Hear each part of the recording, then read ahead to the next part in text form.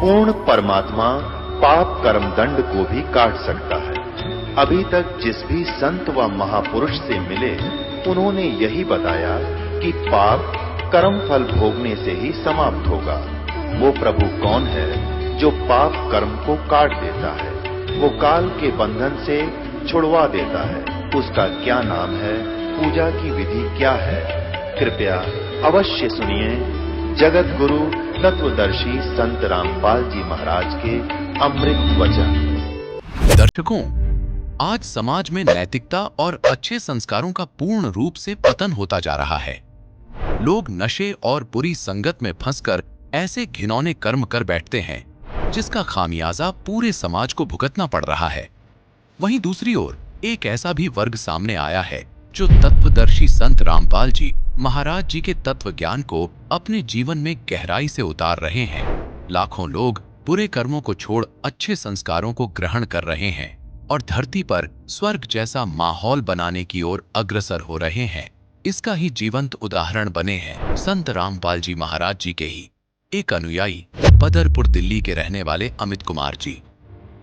ये पहले बहुत ज्यादा नशा करते थे, बुरी आदतों के आदी हो चुके थे और गलत संगत में फंसकर अपना मानव जीवन नष्ट कर लिया था।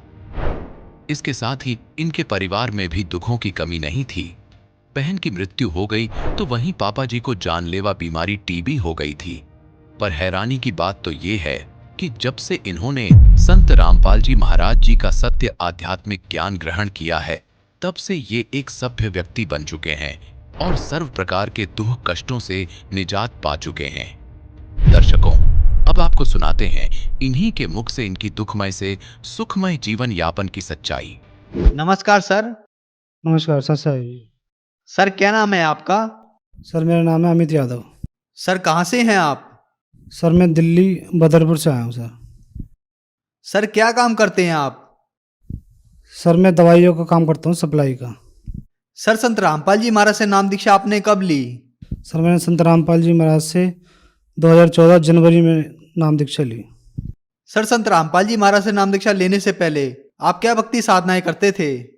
सर संत रामपाल जी महाराज से नाम दीक्षा लेने से पहले हम एक संत जी से जुड़े हुए थे जो दामाखेड़ा से थे और उनका नाम था रामदास, जो दिल्ली में रहते थे, लकड़पुर में। कबीरपंथी थे वो, जो दामाखेड़ा से थे, कबीरपंथी थे। सर आपने बताया कि आप दामाखेड़ा पंथ कबीर पंथियों से जुड़े हुए थे, तो जो भी भक्ति साधनाएं आप करते थे उनसे आपको क्या लाभ मिले? सर लाभ तो कोई नहीं होता था, बल्कि हम बहुत नशा करा करते थे उस टाइम पे और बहुत बिगड़ गए थे बहुत ज़्यादा। जैसे कि हम गांजा पिया करते थे और दारू, और हमने जो है नशे की गोलियां भी खाई हैं, कैप्सूल भी हमने बहुत खाए हैं। और हम उल्टे सीधे हम सुबह घर से निकल जाते थे और पूरे दिन नशा करते रहते थे। हमारे घर वाले बहुत चिंता करते थे, फिर भी हमें कोई ध्यान नहीं था, हम पूरे दिन नशे में रहते थे। और जो है जो भी नशे थे सारे नशे मैंने करे हैं, गुटखा, बीड़ी, सिगरेट, कुबेर, गांजा, और जो है मैंने यहाँ तक कि गोलियां भी, इंजेक्शन भी मैंने नशे के लगाए हैं। और जो कि हम पूरे दिन घर से बाहर रहते थे और नशा ही करते थे। बहुत गंदा लत पड़ गई थी हमें नशे की। और सर जो हम नशा करा करते थे, तो जैसे कि मैं जागरण में भी काम करता था, जो कि माता के जो जागरण होते हैं उसमें काम करा करता था। तो उसमें क्या था कि हम नशा करके सिंगिंग करता था, मैं नशा करके हम सिंगिंग करते थे और वहाँ पे दारू पी के जो है माता के जागरण में सब दारू पिया करते थे, कोई गांजा पीता था जब वो सिंगिंग करते थे, ढोल बजाते थे। और जो है ना वहाँ पे क्या था, हम लड़कीबाजी भी करने लग गए, गलत संगत में पड़ गए थे बहुत। तो वहाँ पे एक लड़की से मेरी दोस्ती हुई थी, तो उसी दौरान उसके 5-7 महीने बाद, 8 महीने बाद उस लड़की ने जो है मेरे ऊपर एक केस डाल दिया था, क्योंकि उनने मुझे कुछ खिला पिला रखा था, तांत्रिक विद्या मेरे ऊपर कर रखी थी। जो वो कहती थी मैं वही करता था और उसके पीछे पीछे जब वो मुझे बुलाती थी, जब मैं जाता था, जहाँ बुलाती थी वहीं जाता था। और उसने मुझे जो है मेरा दिमाग, मेरा माइंड घुमा दिया था कुछ खिला के तांत्रिक विद्या से। तो उस लड़की ने मेरे ऊपर ऐसा केस डाल दिया था जो कि बहुत गंदा केस होता है। जो उसने मेरे ऊपर 376 रेप का केस डाल रखा था, 506 जो धोखाधड़ी का केस होता है वो केस डाल दिया था। तो इस चक्कर में मेरे को जो है अगले दिन जब उन्होंने केस डाला था, उसके बाद मेरे को पुलिस पकड़ के ले गई थी, उठा के ले गई थी। पहले मुझे कोर्ट में ले गई थी, तो वहाँ मुझे जज ने और वकीलों ने और पुलिस वालों ने बहुत डराया धमकाया कि तेरे को 7 साल की सज़ा हो जाएगी और तूने ऐसा गंदा कर्म क्यों करा। मैंने उनको बताया कि सर मैंने ऐसा कुछ नहीं करा, फिर भी उन्होंने मुझे वो डरा धमकाया कि भाई अगर ये साबित हो गया तो तेरे ऊपर जो है 7 साल की सज़ा हो जाएगी। उसके बाद मेरे को वो दिल्ली तिहाड़ जेल में ले गए, जहाँ मुझे उन्होंने बंद कर दिया और उसके बाद मैं बहुत रोया, बहुत दुखी हुआ और फिर मुझसे वहाँ काम भी कराया करते थे वो बहुत। जैसे हमारे माता-पिता जी जो दामाखेड़ा से जुड़े हुए थे, जो कि रामदास जी गुरुजी थे जो, उनसे जुड़े हुए थे, उनकी भक्ति करते हुए हमारी सिस्टर थी, छोटी बहन थी जो मेरे से छोटी थी, वो एक दिन जो है किसी कारणवश वो फल फ्रूट लेने गई थी। वहाँ एक बड़ा नहर है, नाला है, उस नाले में भीड़ के कारण वो गिर गई।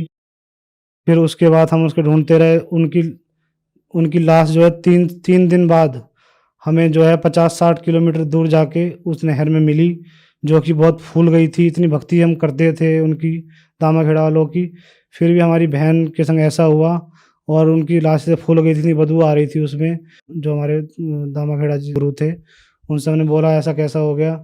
तो उन्होंने कोई जवाब नहीं दिया इसके ऊपर और हम बहुत परेशान रहते थे और जो है मैं तिहाड़ जेल में था उस टाइम पे, बहुत दुःख थे और इसी दुःख के कारण पापा मम्मी कई संतों के पास, कहीं बहुत तांत्रिकों के पास जाया करते थे कि इसका कुछ इलाज मिले, क्या करें, बहुत बिगड़ गया लड़का। जब मैं जेल में गया उससे पहले पापा को टीबी की बीमारी थी और टीबी की बीमारी में हमने डॉक्टर को बहुत दिखाया, उसमें आराम नहीं आता था। हमने आयुर्वेदिक जो वैद्य थे एक, उनको भी दिखाया था, उनकी भी दवाई हमने लगातार 1 साल लगभग ली, उससे भी हमें आराम नहीं आया।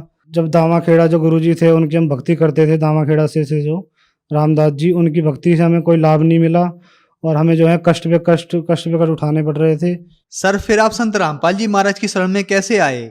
सर जब मैं तिहाड़ जेल में था, जब हमारे माता पिता ने साधना चैनल पे जब सत्संग देखते थे, वो टीवी पे साधना चैनल उन्होंने लगाया, जब संत रामपाल जी महाराज का सत्संग उन्होंने सुना तो उनकी आत्मा रोई, क्योंकि हम पहले से कबीरपंथी थे, तो हमें मालिक का, परमात्मा के बारे में इतना ज्ञान संत रामपाल जी महाराज हमारे माता पिता को सुनाया, उन्होंने सुना तो तुरंत अगले दिन वो आश्रम के लिए रवाना हो गए नाम लेने के लिए और उन्होंने संत रामपाल जी महाराज से नाम दीक्षा ली।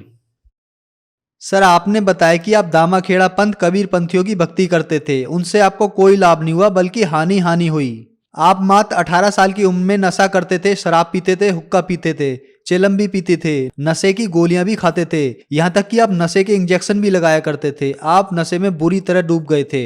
उसके बाद जागरण में जाते थे, नशा करते करते आप सिंगिंग करते थे।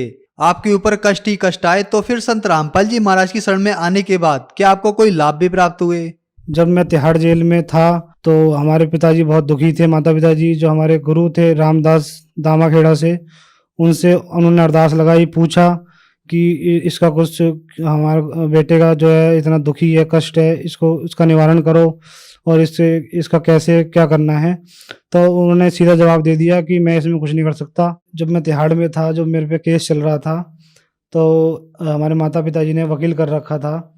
जब मुझे तिहाड़ जेल में 15-20 दिन हो गए थे, तो उस वकील ने जो थे वो कुछ करता नहीं था। वो पैसे हम कम से कम 1-1.5 लाख रुपए हमसे ठग चुका था। कहता था बस निकलवा दूंगा और ये कर दूंगा, बोलता रहता था वो, लेकिन उन्होंने कम से कम 1.5 लाख रुपए हमारे माता पिता ठग लिए थे।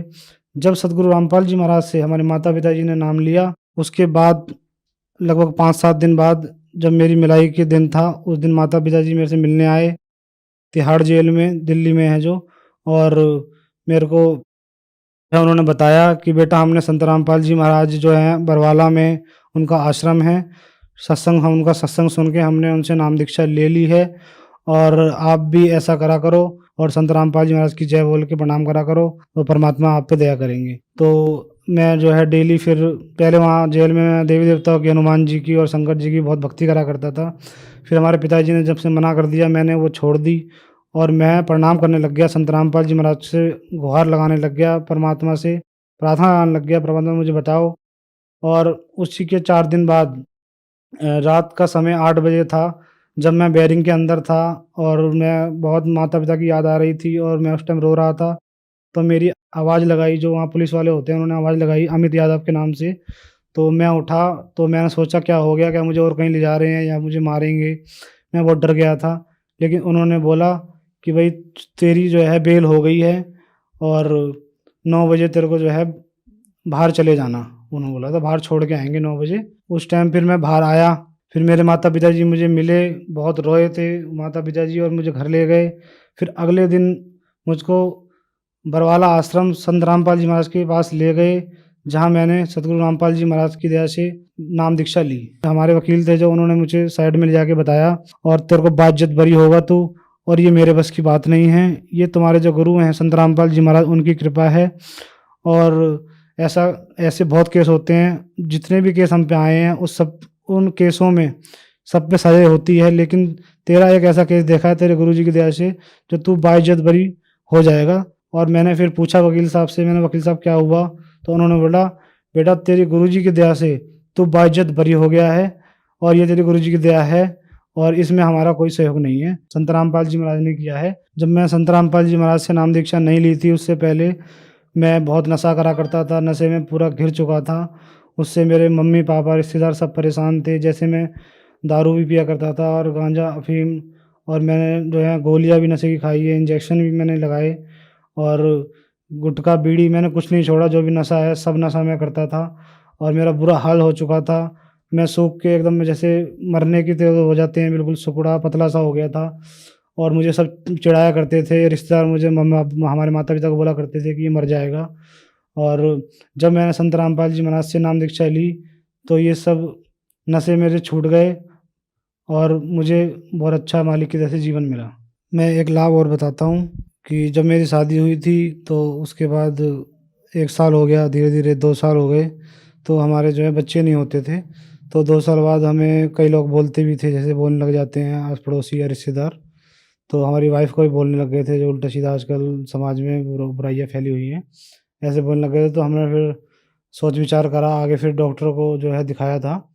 फिर डॉक्टर ने जो है टेस्ट किए थे, तो उसमें बताया था कि आपके जो है बच्चा नहीं हो सकता है। और क्योंकि आप, फिर मेरे से पूछा था उन्होंने क्या क्या नशा करते थे, तो मैंने बताया था जैसे मैं गांजा पीता था और दारू भी पीता था, और मैंने जो है कैप्सूल खाए नशे के, इंजेक्शन भी लगाए हैं। तो उन्होंने बोला था कि जो धूम्रपान आप करते थे नशे की वजह से आपके कीटाणु जो है नील हो गए हैं, और इसकी वजह से आप बाप नहीं बन सकते। तो जब मैंने संत रामपाल जी महाराज से उसके 1 साल बाद, मतलब शादी के 3 साल बाद, जब मैंने संत रामपाल जी महाराज से नाम लिया और मालिक से हृदय में अपने प्रार्थना लगाई मालिक से, तो फिर संत रामपाल जी महाराज की दया से फिर मेरे लड़का हुआ।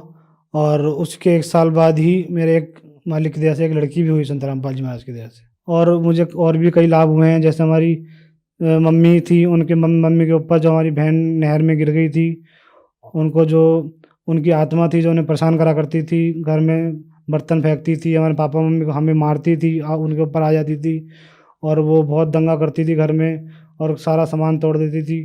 तो हम उनको नाम दीक्षा लेने से पहले, संत रामपाल जी महाराज से नाम दीक्षा लेने से पहले, हम उनको एक सहारनपुर में कोई तांत्रिक बैठते हैं, उनके पास ले गए थे। तो उन्होंने हमें बताया था कि मैंने आपकी जो लड़की है उसकी आत्मा को बांध लिया है और अब ये नहीं आएगी। फिर हम घर आ गए थे, उसके 3 दिन बाद वो फिर आ गई और फिर वैसे ड्रामा करने लगी।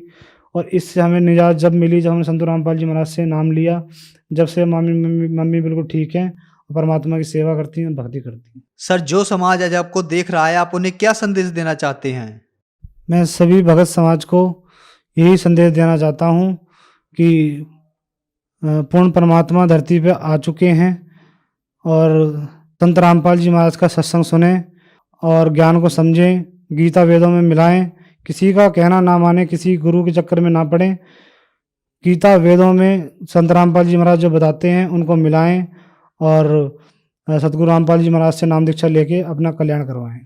सर, आज का युवा नशे में लिप्त है। नशा एक बहुत बड़ी बीमारी बनता चला जा रहा है। आप भी बहुत सारा नशा करते थे, और जो लोग नशा करते हैं और बहुत सारे पैसे खर्च करने के बाद भी वे अपना नशा नहीं छोड़ पा रहे हैं, तो क्या संत रामपाल जी महाराज से उनका नशा छूट सकता है?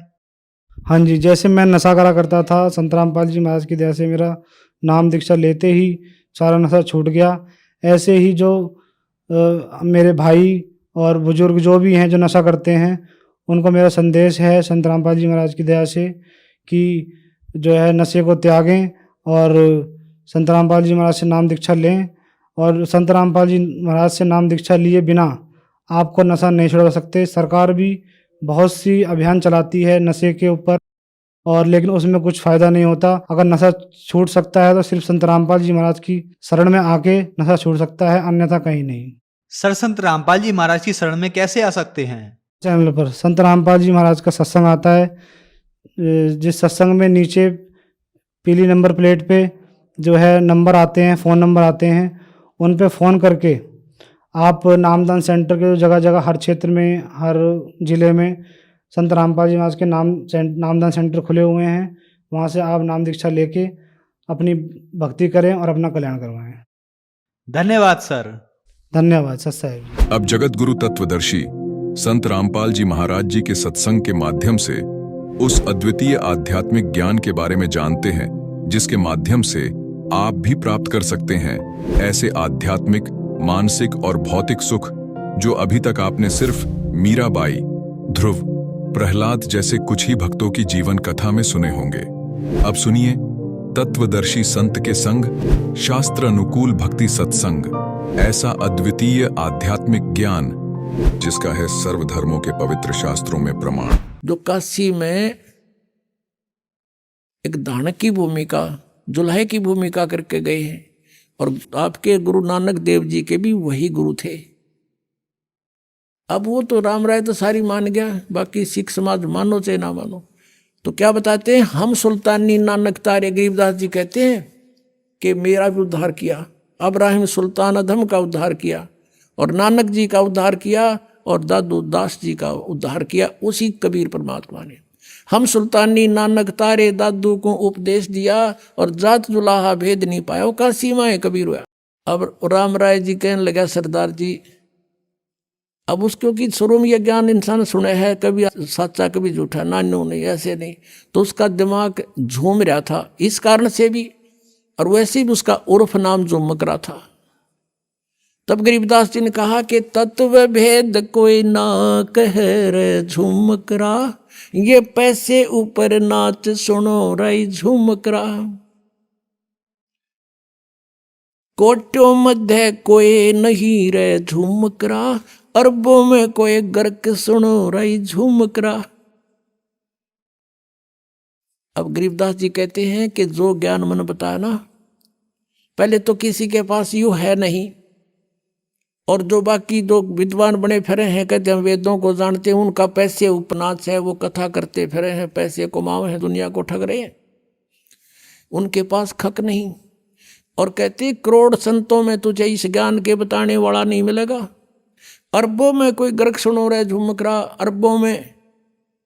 अब जैसे पुण्यात्माओं कबीर पंथ देश भर के गुरु इसमें, और जहाँ देखा वहाँ कबीर पंथी, तो उनके पास कख नहीं है, वो उनके पास विधि नहीं है सही, तो वो भी काल के ही जाल में है। अब क्या बताया है कि अरबों में कोई गर्क सुनो रहे झुमकरा, गर्क माने कंप्लीट इन ऑल रिस्पेक्ट। जैसे किसी ने यो ज्ञान सुन लिया और इस दास से तीनों मंत्र प्राप्त कर लिए, और गुरुद्रोही होकर के नाम दान देने लग गया, ज्ञान भी वही बोलेगा, नाम भी वही दे रहा है, लेकिन वो गर्क नहीं, उसको अधिकार नहीं, वो तो दुश्मन है जीव का। तो ऐसे मान लीजिए किसी ने कबीर साहिब की वाणी, इस कबीर सागर पढ़ लिया, जैसे कबीर पंथियों का आज तक जिसका भी इतिहास देखा है, जिसके भी वहाँ से यहाँ से आए हैं, उन्होंने बताया है कि वो ये नाम देते हैं, वो ये नाम देते हैं, और कोई कुछ नाम देता है, कोई एक पूरा मंत्र सा बता देता है, पाताले सब सिंधु नाम फलाना नाम, और कोई नाम देता है श्री गुरु सतगुरु वे नमः, ये एंड बैंड बोले सारे। और ये कुछ एक इनमें से कबीर साहब की यह सृष्टि रचना सुना के, थोड़ा बहुत कथा कुथा सुना के दिखा जानो, ये विवाह बात बताओ इस दास के तरह। और जैसे ये राधा स्वामी वाले पंथ के भी सचखंड और सतलोक की जो हमारे रेल बना रहे थे, इन्हें कह भी ना पता, तो ऐसा लगे कि ये भी सचखंड की बात करें और वो भी सचखंड की बात करें, वो भी कबीर साहब के बारे में कहता है, तो ये नकली है सारे, ये गर्क नहीं है, ये कंप्लीट इन ऑल रिस्पेक्ट नहीं है। इनके पास सब कुछ ज्ञान भी हो गया कि आपका ये रोग है, और उसने बता दिया तेरा ये बीमारी है, सुनकर किसी और ने बता दिया तुझे ये रोग है, और औषधि है नहीं, तो क्या फायदा उस ज्ञान का। वो तो डॉक्टर के पास जाओ जिसके पास यह जड़ी है, और रोग भी बताओगा, और जाते ही दवाई देगा, ठीक हो जाएगा। तो कहा कि कोटों में दे कोई नहीं रहे झुमक रहा, अरबों में कोई गर्क सुनो रहे झुमक रहा। अरबों में, जैसे एक गांव में अगर 10,000 15,000 व्यक्ति रहते हैं, उसमें 5,000 ग्रुप आओगे। थोड़े बताऊं बल्कि ज़्यादा बेसिक हो जा। जैसे किसी के बालक के कोई तकलीफ होगी, पहले तो उसकी सास कहेगी बेटी बार लीगा दर दे 100 रुपया। फिर पड़ोसन आवेगी, क्या हो गया बेटी अगताईस का ऐसे ऐसे हो गया, अग भीतर लीगा दर दे 2 रुपये। एक और आवेगी, इसका नजर हो रही है चौराहे पर मिट्टी ठा के फेंक दे इसके ऊपर गए। चौथी आवेगी गुड़गाम वाली की बोल दे। यानी एक के ऊपर 5 मास्टर हो जाएंगे गुरु। ऐसे ऐसे हर घर में 1-1 2-2 जरूर पाओगा। कोई ब्रह्मा की पूजा बतावे, कोई विष्णु की, कोई शिव की, कोई भैरव की, कोई भूत की, ये बतानी है नरे। और कोई फिर कहे ब्रह्म पूजो बस इस ऊपर भगवान नहीं, इनकी भी गिनती नहीं। गीता जी अध्याय नंबर 7 के श्लोक नंबर 19 में कहा है कि अर्जुन बहुनाम जन्माना मनते ज्ञानवान माम प्रपते वासुदेव सर्वमिति स महात्मा सुदुर्लभ है। बहुत बहुत जन्मों के अंत के जन्म में कोई मेरी पूजा करता है, ब्रह्म तक पहुंचती है उसकी बुद्धि, ना तो अन्य देवताओं में फंसे रहते हैं। लेकिन ये बताने वाला कि वासुदेव सर्वमिति, वासुदेव यानी वो परमात्मा तत्परम। गीता जी अध्याय नंबर 18 के श्लोक नंबर 62 में कहा कि सर्वभाव से उसकी शरण में जा। कहते ऐसे बताने वाला कोई संत के वही पाप नाशक है, वही पूर्ण मोक्षदायक है, वही सारी सृष्टि का रचने वाला है। कहते ये बताने वाला साधु तो मुश्किल तो मिलेगा। तो उसी दृष्टिकोण से गरीबदास जी कह रहे हैं कोटो मध्य कोई नहीं रह झूमक रहा, अरबों में कोई गर्क सुनो रह झूमक रहा, तत्व भेद कोई ना कह रहे झूमक रहा, ये पैसे ऊपर ना सुनो रह झूमक रहा।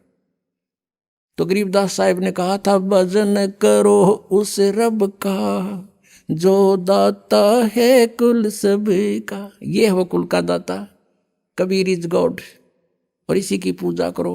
बोलो सतगुरुदेव।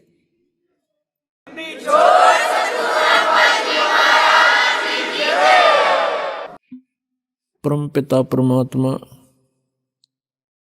सर्व सृष्टि रचनहार कुल मालिक सत्य पुरुष अकाल मूर्त शब्द स्वरूपी राम, ये कबीर देव हैं, कबीर साहिब हैं, जो भारतवर्ष की पावन धरती पर सन 1398 में विक्रमी संवत 1455 ज्येष्ठ सुदी पूर्णमासी को सतलोक से चलकर एक शिशु रूप धारण करके एक लहर तारा नामक सरोवर के अंदर कमल के फूल के ऊपर विराजमान हुए, एक शिशु रूप धारण करके। उस परमेश्वर ने स्वयं आकर के अपनी जानकारी आप ही बताई है।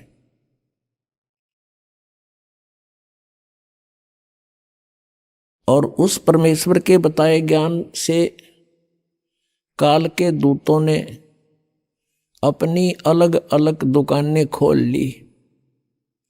सब सचखंड सतलोक के गीत गान लगे। उनको कह कह का पता नहीं सचखंड क्या होता है, सतनाम किसे कहते हैं, और सतलोक सार नाम सतशब्द सतनाम ये क्या चीज है। इसके विषय में आदरणीय गरीबदास साहिब जी, जिनको परमात्मा पूर्ण ब्रह्म अपने गुण अपनी लीला अपनी महिमा के अनुसार अपने स्वभाव अनुसार जो लीला करते हैं, उस लीला के माध्यम से वो परमात्मा आदरणीय गरीबदास साहिब जी को गांव छुड़ानी जिला झज्जर हरियाणा में आकर के प्राप्त हुए थे। उनको फिर अपना सचखंड दिखाया, अपना सतलोक दिखाया, सर्व ब्रह्मांडों की सतिथि दिखाई, सभी भगवानों की सतिथि से परिचित करवाया, फिर उस प्यारी आत्मा को वापस शरीर में छोड़ दिया था। आदरणीय गरीबदास साहिब जी को मृत जान लिया था।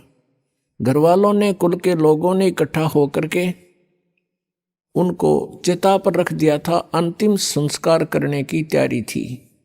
उसी समय परमेश्वर कबीर परमेश्वर ने उस आत्मा को शरीर में प्रवेश कर दिया।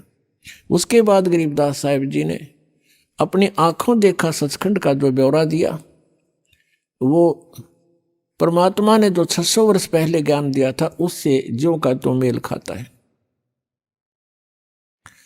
गरीबदास साहिब जी ने कहा है कि हम देखा सो सच है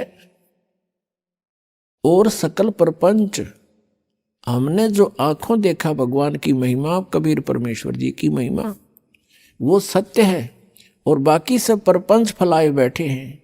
उनके विषय में कहा कि बेखों के लश्कर फिरें, बेख मीन पंथों के, ये पंथों के लश्कर फिरें, लश्कर माने टोड़ के टोड़, पता नहीं कितनी दुनिया ने घेरे बैठे हैं ये लोग। बेखों के लश्कर फिरें ये बाणी चोर कठोर, सतगुरु धाम ना पहुंचेंगे ये 84 के ढोर। गरीबदास साहिब जी ने कहा कि जो कबीर परमेश्वर की वाणी को चुरा कर अपनी दुकान न्यारी खोल ली, पंथ चला दिए, सचखंड का ठेका ले लिया, उनको पता कुछ भी नहीं है, तो उनके विषय में कहा कि बेखों के लश्कर फिरें, लश्कर माने पूरी सेना की सेना, और ये वाणी चोर कठोर, परमात्मा की वाणी को चुरा कर ये स्वयं संत बन बैठे और अब सच्चाई को स्वीकार भी करने को तैयार नहीं, इतने कट्टर हो गए। वो संत भी और उनके अनुयायी भी कहते हैं सतगुरु धाम ना पहुंचेंगे ये 84 के ढोर। ये सत लोग नहीं जा सकते, ये 84 लाख योनियों में यहीं पर अपना भटकते रहेंगे। पुणात्माओं, हम यहां काल के जाल में कैसे फंसे और हम यहां इतना कष्ट उठा रहे हैं, फिर भी मृत्यु पसंद नहीं करते। किसी के दोनों पैर कट गए, एक हाथ को पैरालिसिस है और वो भी अभी जीने की आशा करता है। किसी के एक व्यक्ति के 4 पुत्र थे, चारों मृत्यु को प्राप्त हो गए, वो भी अभी जीने की आस करता है। ऐसा क्यों है? क्योंकि हम मृत्यु पसंद नहीं करते और मृत्यु डेफिनेट। तो जो ना होने वाली वस्तु की हम यहां चाह रखते हैं, तो सबसे बड़ी भूल तो अपने यह लग रही है कि मृत्यु होगी और मरना नहीं चाहते। कारण क्या है? क्योंकि हम ऐसे स्थान पर रहा करते थे जहां कभी मृत्यु होती ही नहीं थी। कोई भी वृद्ध अवस्था पसंद नहीं करता। एक माई लगभग 65 से ऊपर की उम्र की, और उसको एक बहन ने यहां आश्रम में ही उसको ताई कह दिया, बुढ़िया कह दिया। वनो कहती है अच्छा मई पे बुढ़ी होगी, दांत नहीं उसका, शलवर पड़ रही सारे शरीर मुंह पे। तो कहने का भाव यह है नहीं, उसका दोष नहीं। हर प्रत्येक व्यक्ति यूं चाहता है कि मैं युवा बना रहूं, वृद्ध अवस्था ना हो और मृत्यु ना हो, और यहां दोनों डेफिनेट। इसके लिए परमात्मा बताते हैं, जैसे श्रीमद् भगवत गीता अध्याय 7 के मंत्र 29 में गीता ज्ञानदाता कहता है कि जो साधक जरा और मरण से, जरा मीन वृद्ध अवस्था, बुढ़ापे का कहर, और मृत्यु, इन दोनों से छुटकारा पाने के लिए जो प्रयत्न कर रहे हैं, वे उस परमात्मा को, तत्ब्रह्म को और सारे अध्यात्म को, यानी सब अध्यात्म, उस तत्व ज्ञान को, तत्व ज्ञान से और पूरे सभी कर्मों से परिचित हैं। वो किसी भी वस्तु की यहाँ डिमांड नहीं करते। वो ये चाहते हैं कि हमारी जन्म मृत्यु समाप्त हो, और वो लोग जहाँ पर जाने के बाद वृद्ध अवस्था नहीं होती वो प्राप्त हो।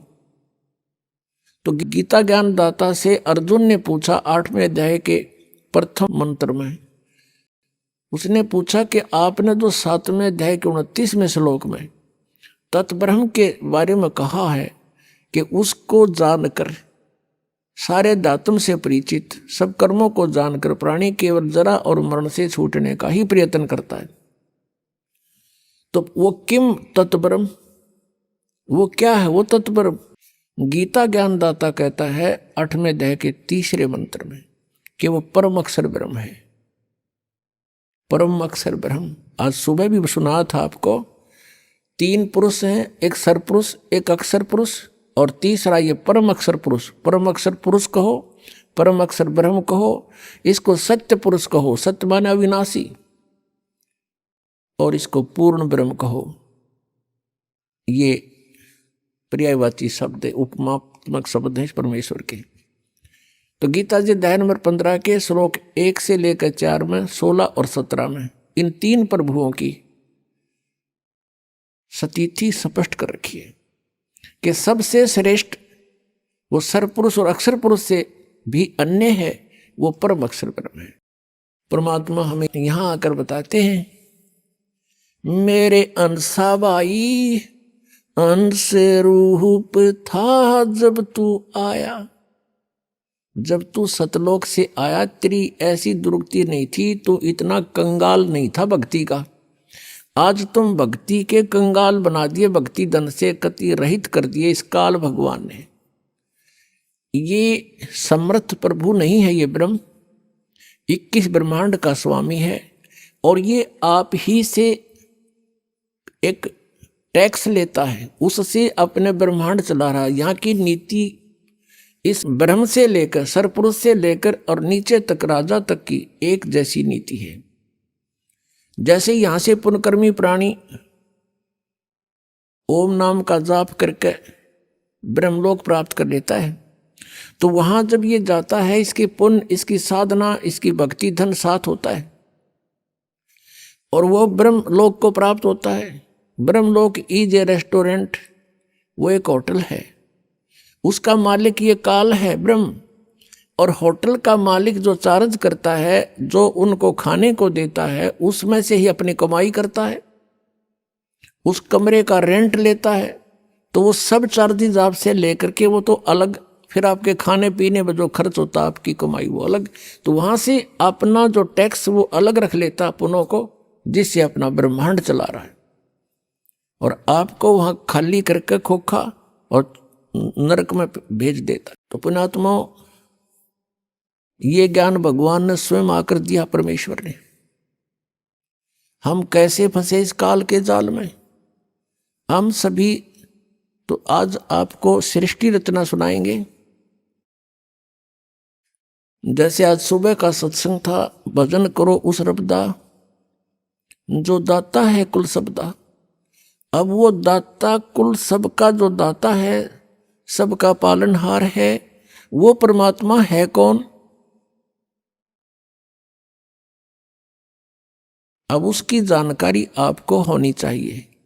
जब तक आप सृष्टि रचना से परिचित नहीं होगे, तब तक आप किसी भी सदग्रंथ को और परमेश्वर कबीर जी की वाणी को या परमात्मा परिचित जितने संत हैं उनकी अमर वाणी को आप नहीं समझ सकते, उसका अनर्थ ही कर सकते हैं। तो आप जी को परमात्मा की उस मास्टर की का ज्ञान कराते हैं। मास्टर की माने मुख्य चाबी। सृष्टि रचना परमात्मा को पहचानने की एक मास्टर की है। आज से 600 वर्ष पहले परमात्मा आए थे और उस समय ये ज्ञान प्रदान किया करते थे, उच्चारण किया करते थे, अपनी अमृतवाणी से बोलते थे, जो आदरणीय धर्मदास जी ने लिपिबद्ध किया था, लिखा था। और वो लिखा हुआ आज हमारे पास पवित्र कबीर सागर जी के अंदर, पवित्र कबीर जी की साखियों में, पवित्र शब्दावलियों में हमारे पास उपलब्ध है, और पवित्र कबीर बीजक में। वैसे कबीर बीजक कबीर सागर से ही निकसित एक अलग से ग्रंथ उन्होंने वाणी छांट कर बना ली। तो वो परमात्मा ने स्वयं आकर के ज्ञान दिया था। और उस समय परमेश्वर स्वयं कहा करते थे कि तुम जिन प्रभुओं की पूजा कर रहे हो, श्री ब्रह्मा रजगुण, श्री विष्णु सतगुण और श्री शिव जी तमगुण, ये नासवान हैं, इनकी जन्म मृत्यु होती है। ये समर्थ परमात्मा नहीं है। ये केवल आपको अपना किया कर्म ही दे सकते हैं, उसमें कोई परिवर्तन ये प्रभु नहीं कर सकते। इनका भी विनाश होगा और इनके आश्रित प्राणी भी विनाश को प्राप्त होंगे। तो ये पूर्ण मोक्ष नहीं हुआ। और गीता जी अध्याय नंबर 15 के श्लोक 16 में 2 पुरुष बताए हैं। सरपुरुष ये ब्रह्म है, इसको सरब्रह्म भी कहते हैं, काल रूपी ब्रह्म भी इसी को कहते हैं। और अक्षर पुरुष ये परब्रह्म कहलाता है। ये दोनों पुरुष नाशवान है, दोनों भगवान नाशवान है प्रभु। और इनके अंतर्गत जितने प्राणी हैं वो भी नाशवान है। केवल आत्मा तो किसी की भी नहीं मरती, कुत्ते की भी नहीं मरती। गीता जी अध्याय नंबर 15 के श्लोक 17 में तुरंत कहा कि उत्तम पुरुष तु अन्य परमात्मा इति उदाहरते। वो श्रेष्ठ परमात्मा वास्तव में भगवान तो कोई और है जिसे परमात्मा कहते हैं, जो परमात्मा कहलाता है और वही तीनों लोकों में प्रवेश करके सबका धारण पोषण करता है। वो अविनाशी परमेश्वर है। तो उस समय इन नकली गुरुओं ने, नकली ब्राह्मणों ने, ब्राह्मण का अर्थ यहां पर कोई जाति विशेष से नहीं है। पुण्यात्मा, ब्राह्मण सोए जो ब्रह्म पछाणे और पंडित सोए जो पिंड की जाने। जैसे पहले कोई वैद्य होता था, बहुत ही अच्छा वैद्य था, नब्ज नाड़ी देख करके रोग जान लेता था, अच्छी औषधि देता था, रोगी स्वस्थ हो जाता था। धीरे धीरे उसकी प्रसिद्धि फैल गई। उसके 1-2 पीढ़ी तक भी वैद्यगाई करते रहे। उसके बाद उनके अनुयायी जो है वैद्य का काम करना छोड़कर अन्य कार्य करते हैं, तो भी वे अपने साथ में वैद्य लिखते हैं। जैसे राज सिंह वैद्य, और वो दुकान खोल रहा है परचून की। धर्म सिंह वैद्य वेल्डिंग सेट ले रहा है और वो भी वैद्य लिख रहा है। एक टायर पंचर लगा रहा है, वो भी लिख रहा है कृपाराम वैद्य। जबकि उनके पूर्वज तो वैद्य थे। अब वो वैद्य नहीं है, वो केवल सरनाम बना लिया उन्होंने, सरनेम। ऐसे ही जो ब्राह्मण पंडित अब वर्तमान के हैं, ये ब्राह्मण नहीं है तो सिर्फ उस वैद्य लिखन लागे शर्मा और पंडित। ये वो पंडित ब्राह्मण नहीं है। ये क्रिया करते हैं, कोई खेती करता है तो ब्राह्मण वो भी लिखता है, किसी ने कोई और दुकान खोल रखी है वो भी पंडित जी लिखता है। तो ये पंडित नहीं है, वो तो उस वैद्य वाली परंपरा से वो लिखन लाग गए। मेरे पूज्य गुरुदेव जी इस ब्राह्मण परंपरा से संबंध रखते थे। संसारिक शब्दों में कहें कि वो ब्राह्मण थे, पंडित थे। गांव पैंतावास बड़ा, जिला भिवानी, भिवानी से दादरी रोड के ऊपर, दादरी से 10 किलोमीटर पहले जाते समय, भिवानी से जाते समय राइट हैंड को एक बड़ा पैंतावास गांव है, सड़क से भी 1-1.5 किलोमीटर अंदर की ओर, मेन रोड से। तो वहां मेरे पूज्य गुरुदेव जी का जन्म हुआ। वो 16 वर्ष की आयु में घर त्याग कर परमात्मा प्राप्ति के लिए घर छोड़कर चले गए थे। आगे उनको कबीरपंथी संत मिल गए। और मेरे जो दादा गुरु जी थे, यानी मेरे पूज्य गुरुदेव जी के पूज्य गुरुदेव, वो गांव छावला दिल्ली में, गांव छावला के जाट थे। और उन्होंने काशी विद्यापीठ से शिक्षा ग्रहण कर ली। वो भी घर छोड़कर चले गए थे 15-16 साल की आयु में। उनके गुरुदेव ने, हमारे दादा गुरुदेव के गुरुजी ने उनको शिक्षित करा दिया था, वो 4 विषय के आचार्य हो गए थे। और वो जाट होते हुए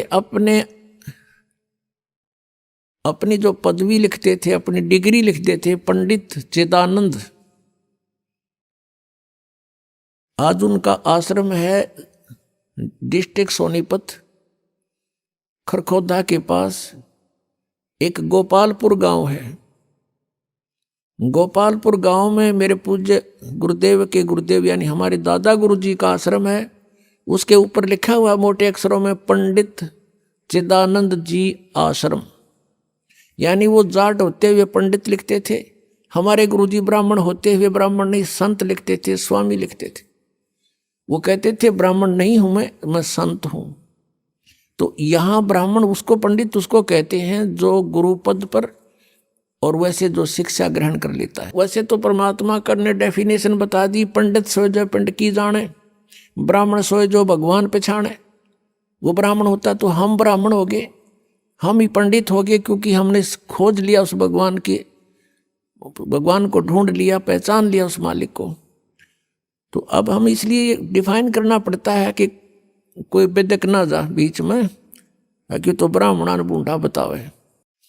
तो वो नकली जो ब्राह्मण थे, जो वेदों से परिचित नहीं थे और पवित्र पुराणों से परिचित नहीं थे, पवित्र गीता जी के ज्ञान से वो परिचित नहीं थे, वो विरोध किया करते थे परमेश्वर कबीर देव जी का कि कबीर अशिक्षित है, ये सदग्रंथों को नहीं समझ सकता, इसको अक्षर ज्ञान नहीं है, जिस कारण से ये ब्रह्मा विष्णु महेश की बेइज्जती करता है, हमारे देवताओं को हीन बताता है, इनको नासवान बताता है, ये निकम्मा व्यक्ति है, इसकी बातें मत सुनना।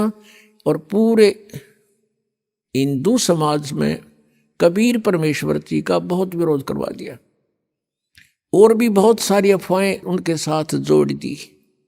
उद्देश्य उनका ये था कि कोई भी कबीर जी के निकट ना चला जा, और कबीर जी के निकट चले गए तो तुम्हारी दुकानें बंद हो जाएंगी।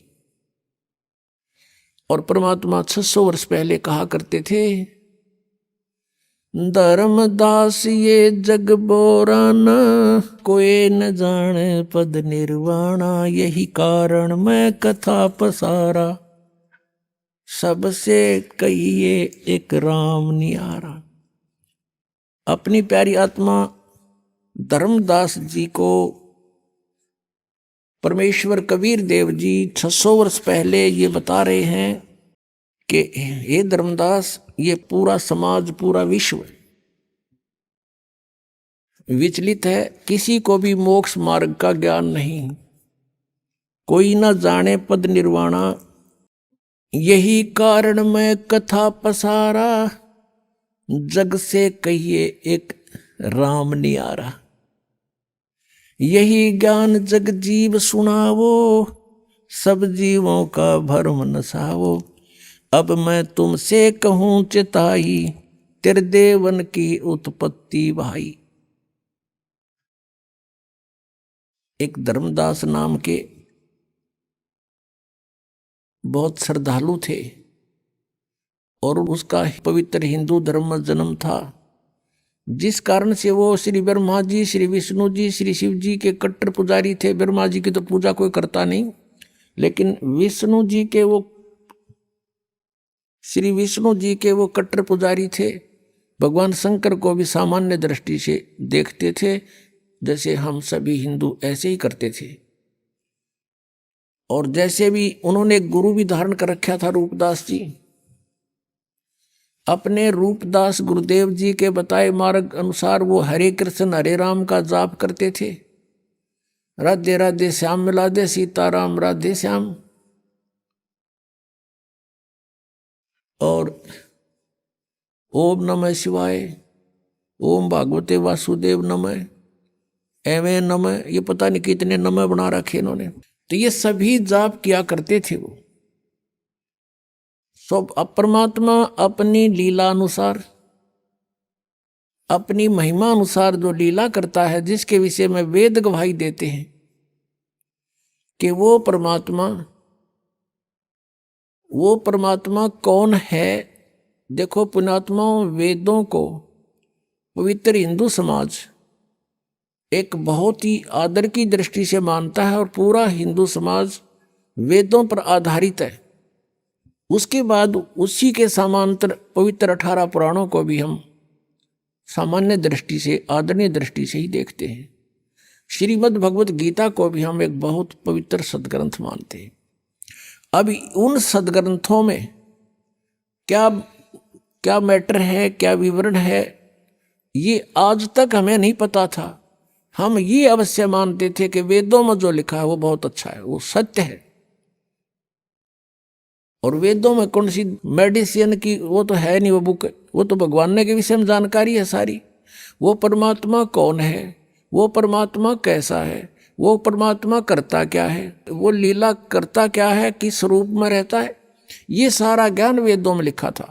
लेकिन वेद संस्कृत में थे और संस्कृत भाषा का जानने का अधिकार केवल एक वर्ग को था, एक वर्ग को था, ब्राह्मण को। अब इन ब्राह्मणों ने जैसा भी ऋषियों ने पढ़ा अपने वेदों को, ये नहीं समझ सके वेदों के गूढ़ रहस्यों को, क्योंकि इनके पास तत्व ज्ञान नहीं था। अभी आपने सुने संत रामपाल जी महाराज के मंगल प्रवचन। आइए अब सुनते हैं संत रामपाल जी महाराज से नाम दीक्षा लेकर सतभक्ति करके अद्भुत लाभ प्राप्त करने वाले अनुयायी के विचार। दर्शकों, आज के समय में व्यक्ति के जीवन में दुख और कठिनाइयों जैसी परिस्थितियां आना तो आम बात है और व्यक्ति कहीं ना कहीं इन परिस्थितियों से निकलने के लिए हर संभव प्रयास करता है। पर बात तो तब अटक जाती है जब व्यक्ति का जीवन ही समाप्त होने वाला हो और उसको अपनी मृत्यु अपने सामने दिखाई दे रही हो। कुछ ऐसी ही घटना घटित हुई है प्रीतम जी के साथ, जो रोहतक हरियाणा के निवासी हैं। इनकी कहानी हैरान कर देने वाली तो है ही, पर हमें यह भी संदेश देती है कि जीवन में सच्चे संत और सतभक्ति का होना कितना आवश्यक है। दर्शकों, आइए अब सुनते हैं प्रीतम जी के साथ हुए चमत्कार की सच्ची कहानी, इनकी अपनी जुबानी। नमस्कार जी। नमस्कार जी। क्या नाम है सर आपका? मेरा नाम प्रीतम दास। प्रीतम जी, कहाँ के रहने वाले हैं आप? मैं गांव बड़म, रोहतक, हरियाणा का रहने वाला हूँ। प्रीतम जी, आपने संत रामपाल जी महाराज से नाम दीक्षा कब ली? मैंने संत रामपाल जी महाराज से नाम दीक्षा सन 2003 में ली। संत रामपाल जी महाराज से नाम दीक्षा लेने से पहले क्या आप कोई भक्ति साधना भी करते थे? जी, मैं बचपन से ही शेरावाली माता और शिव जी भगवान की और हमारे कुल देवता दादा श्याम जी की भक्ति करता था। सर, आप शेरावाली माता की, शिवजी भगवान की और अपने कुल देवताओं की भक्ति करते थे, तो इन सब से आपको क्या क्या लाभ हुए? लाभ का तो जी पहली बात तो ये पता ही नहीं था कि लाभ क्या होता है और इसमें हानि क्या होती है। कि जो भी हमारे पूर्वज, हमारे दादा परदादा जो करते आ रहे थे, उन्हीं को देखते देखते भी हम भी यही पूजा पाठ करने लग गए। तो बस काम तो बस ऐसे ही चल रहा था, दुख भी साथ में इतने ही थे और लाभ तो बस नाम मात्र ही था। मतलब 1-1 रुपए की तंगी रहती थी घर में। सर, आपने बताया कि पहले की भक्ति साधनाओं से लाभ हानि की कुछ ज्यादा समझ आपको नहीं थी, बल्कि आपकी नॉर्मल लाइफ में जो कुछ होता था उसे आप उन भक्ति साधनाओं का लाभ मान लेते थे, परंतु आपको उस भक्ति से नुकसान ज्यादा हो रहे थे। तो फिर इस दौरान आपको संत रामपाल जी महाराज की जानकारी कहाँ से मिली? संत रामपाल जी की जानकारी मैं आपको बताता हूँ। मेरे नाना जो कि संत रामपाल जी महाराज से नाम दीक्षित थे, वो करोथा आश्रम में जाते थे। तो उसके बाद वो हमारे घर पे आते थे। कबीर साहब के प्रति मेरा बहुत ही ज़्यादा वो था कि मैं कबीर साहब के बारे में जानने का इच्छुक था कि कबीर साहब के बारे में मेरे नाना जी कुछ बताएं। तो फिर मैं उस टाइम पे 9-10 वर्ष का था, तो मैं बीड़ी भी पीता था, हुक्का भी पीता था और 1-2 शादी में मेरे को यार दोस्तों ने ड्रिंक भी पिलाई थी। मेरी माताजी को इस बारे में पता चलेगा, मेरे पिताजी को भी। तो मेरे माताजी ने मेरे नाना जी को बोला कि भाई ये तो नशे पते करने लग गया, बीड़ी भी पीने लग गया, दारू भी पीने लग गया। तो मेरा नाना जी बोला कि मैं इसको सत्संग में लेके जाऊंगा। तो मैं मेरे नाना जी के साथ सत्संग में गया था और वहाँ पे मैंने 2003 में संत रामपाल जी महाराज से नाम दीक्षा प्राप्त की थी। जैसा कि आपने बताया कि आपके माता पिता को ये परेशानी हुई कि आप नशा करने लग गए हैं और ड्रिंक भी करने लग गए हैं, तो क्या संत रामपाल जी महाराज से नाम दीक्षा लेने के बाद आपका नशा छूटा और क्या आपको कोई अन्य लाभ भी संत रामपाल जी महाराज से नाम दीक्षा लेने के बाद प्राप्त हुए? नशा तो जी 2003 के बाद और आज 2023 है। मैं हुक्का, बीड़ी, नशीली पदार्थ और मांस मिट्टी को आज तक भी नहीं लगाता, पीने की तो बात ही दूर है। सबसे पहला लाभ तो मैं आपको ये बताना चाहता हूँ, संत रामपाल जी महाराज अपने सत्संगों में कहते हैं, जो सत भक्ति करता है, अगर किसी की मौत भी आनी हो तो परमात्मा अपने बच्चे की उस मौत को टाल के अपनी उम्र भी बढ़ा देता है। तो सन 2013 में मेरा जीवन खत्म होना था। 2013 के बाद मेरी उम्र बिल्कुल थी नहीं, तो परमात्मा ने अपने कोटे से मेरी उम्र बढ़ाई है। 2013 में मेरे को बिजली की चक्की गंडासे की जो मोटर होती है उससे करंट लग गया था और ये मेरा कान पकड़ लिया था। ये यहाँ से निशान भी है और मेरे ही साथ में भी निशान है। ये निशान है इतना बड़ा, ये बिल्कुल तार कट गया था यहाँ पे। जैसे ही मोटर से मेरा करंट लग गया तो मैं परमात्मा से मेरा एक ही निवेदन था कि ये परमात्मा, मेरे को तो सीधा सतलोक ही लेके चलियो, मेरे को यहाँ से इस काल के जाल से निकाल ले चलियो। तो क्या हुआ, मेरे छाती के अंदर से ऐसी तरंग निकलने लगी जैसे कि वेल्डिंग करते वक्त सफ़ेद सफ़ेद वाइट वाइट किरण निकलती है ना, तो मेरे छाती से ऐसे तेज स्पीड से निकल रही। और जो चक्की गंडासे का जो मिस्त्री था, जो जिसने मोटर बांध रखी थी, वो भी होश भूल गए कि भाई ये क्या होगा इसको, मेरे को तो समझ नहीं आ रहा। तो परली साइड मेरी माता जी जो मेरे लिए खाना बना रही थी, वहाँ पे गया कि बोला कि इसको भाई को दौरे दारे उठ रहे हैं क्या। तो मेरी माँ को तो पता चल गया दौरे दारे, तो उसको तो कभी वो बीमारी नहीं हुआ। तो वहाँ पे मेरी माँ भागी गई। तो उस वक्त क्या हुआ, मैंने परमात्मा से हाथ जोड़ के, मेरे ऐसे हाथ जुड़ गए, लेकिन मेरे एक हाथ दूसरी तरफ था, एक हाथ दूसरी तरफ था। मेरी अंतरात्मा ने ऐसे हाथ जोड़ लिए। मैंने बोला कि ये परमात्मा, मेरे को तो सतलोक लेके चलियो। परमात्मा ने मेरा ऐसे हाथ उठाया और जो करंट लग गया था, जो तार था, और ऐसे छुटवा दिया। अगर परमात्मा उस टाइम पे, अगर गुरुजी संत रामपाल जी महाराज के अगर मैं शरण में नहीं होता तो उस टाइम पे मेरी भी मौत होनी थी। और मेरी माता जी भागी आई, मेरे को ऐसे गले से लगा लिया और मेरी माता जी भी वहाँ पे ख़त्म होनी थी और मैं भी। मेरा एक छोटा भाई है जो कि बचपन से ही दिमागी रूप से कमज़ोर और भोला है, वो भी ख़त्म होना था। मेरे पिताजी नशे पत्ते करते थे, तो हमारा परिवार तो बिल्कुल उजड़ना था, ख़त्म होना था। तो संत रामपाल जी महाराज की शरण में अगर हम थे तो हमारा परिवार बस गया और आज हम सुख से जीवन व्यतीत कर रहे हैं। सबसे बड़ा तो हमें ये लाभ मिला। एक लाभ और बताता हूँ आपको। 2020 में लड़की पेट में थी, तो जब इसकी माताजी को तीसरा महीना लगा हुआ था तो उसकी ब्लीडिंग होगी और बच्चा बिल्कुल ख़राब हो गया। डॉक्टर के पास फ़ोन किया तो डॉक्टर ने बोला कि भाई बच्चा तो ख़राब हो गया है। तो हम हॉस्पिटल में गए, अल्ट्रासाउंड के लिए गए कि भाई देखते हैं, धड़कन चेक करवाते हैं, बच्चे में धड़कन है या नहीं है। डॉक्टर ने तो पहले ही बोल दिया था भाई कुछ नहीं है, बच्चा बिल्कुल ख़राब है। तो अल्ट्रासाउंड के लिए गई तो उन्होंने कई देर तक ऐसे पेट में वो धड़कन चेक करने के लिए कई बार तक प्रयत्न किया, लेकिन धड़कन बच्चे की आ नहीं रही थी। तो डॉक्टर भी ये बोला कि भाई बच्चे नहीं है, बिल्कुल ख़राब है। तो इसकी माताजी को सार नाम मिला हुआ था, तो सार नाम का सुमन करा और ये ऐसे सोच रही थी और रो रही थी कि ये परमात्मा, इतने दुनिया इंटरव्यू देती है और कहती है कि हमने ऐसे लाभ प्राप्त हुए, हमें मेरे को भी ऐसा कर दे कि मैं भी इंटरव्यू में कल बताने के लिए तैयार हो जाऊं कि भाई मेरा बच्चा भी बच गया। तो जब उसने सारनाम का सुमन किया तो उसी टाइम पे बच्चे में धड़कन आ गई और बच्चा बिल्कुल स्वस्थ और अच्छी तरह ही परमात्मा की दया से हुआ। और मेरी गुड़िया का नाम भी परमात्मा ने रखा है। और वो गुड़िया इतनी तेज और इतनी मास्टरमाइंड है, ऐसा दिमाग है।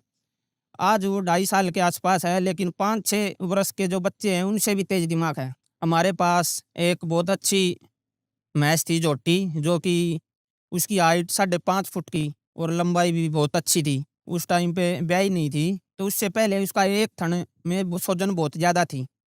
इतनी ज़्यादा थी कि डॉक्टरों को भी दिखाया था, सभी डॉक्टर ने बोला इसका कोई इलाज नहीं है, इसका तो थन ही खराब होगा।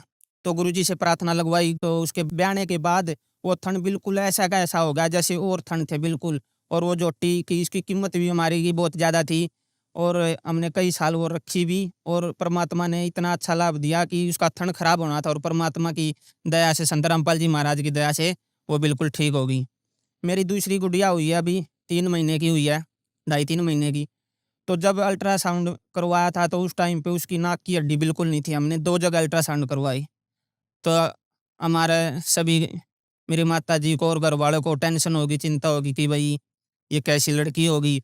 मैंने बोला मेरी माता जी को और अपनी घरवाली को, मैं टेंशन ना करो, आप संत रामपाल जी महाराज की शरण में है, जो कि पूर्ण परमात्मा है और पूर्ण परमात्मा की भक्ति करवाते हैं और वो सब कुछ ठीक करेंगे। तो परमात्मा की दया से आज वो लड़की की नाक इतनी अच्छी और इतनी सुंदर लड़की दी है परमात्मा ने, बहुत ही अच्छी, और आज बिल्कुल स्वस्थ है और अच्छी है।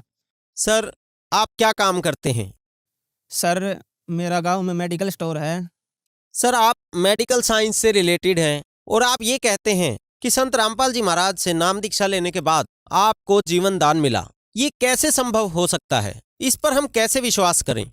सर जी, मैं एक बात बताना चाहूँगा आपको, जहाँ पे मेडिकल साइंस फेल हो जाती है वहाँ पे परमात्मा का ज्ञान और परमात्मा का चमत्कार शुरू होता है। मेडिकल साइंस तो कुछ भी नहीं है, परमात्मा भगवान के आसपास भी नहीं है, क्योंकि मेडिकल साइंस जहाँ पे डॉक्टर जवाब दे देते हैं कि भाई ये नहीं बचेगा या फिर ये ख़त्म हो चुका है, वहाँ पे परमात्मा जीवन दान देते हैं। परमात्मा तो चाहे वो कर सकते हैं, परमात्मा के डिक्शनरी में कोई भी इम्पॉसिबल वर्ड नहीं है। लेकिन आज के इस समय में, इस वर्तमान युग में मैं बताना चाहूँगा, लाखों कैंसर से पीड़ित हैं, एड्स से भी पीड़ित हैं और ऐसी ऐसी भयंकर बीमारी है जिससे बहुत ही दुनिया परेशान है और दुखी है और मर भी रहे हैं।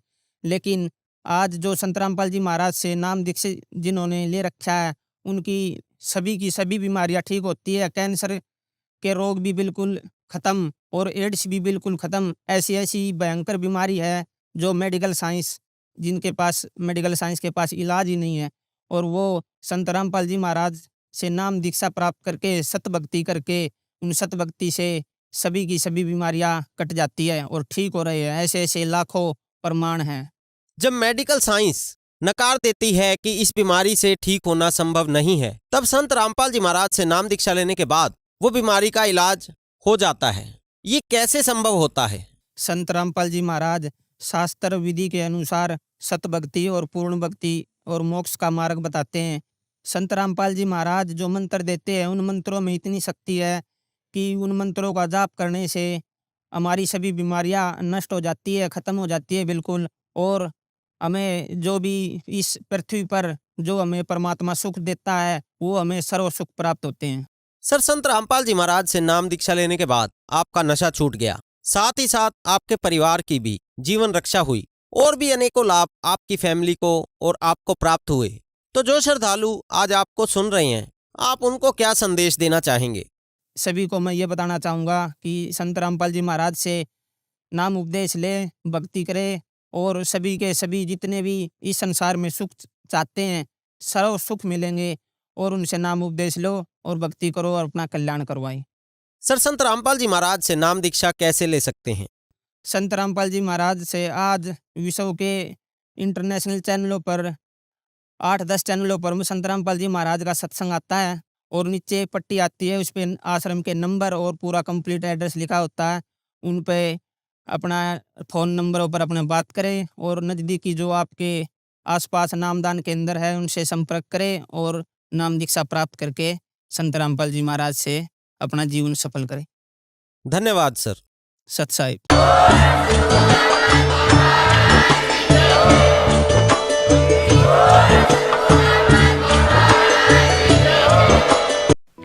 आप सुन रहे थे जगत गुरु तत्वदर्शी संत रामपाल जी महाराज के मंगल प्रवचन। अधिक जानकारी के लिए संपर्क करें।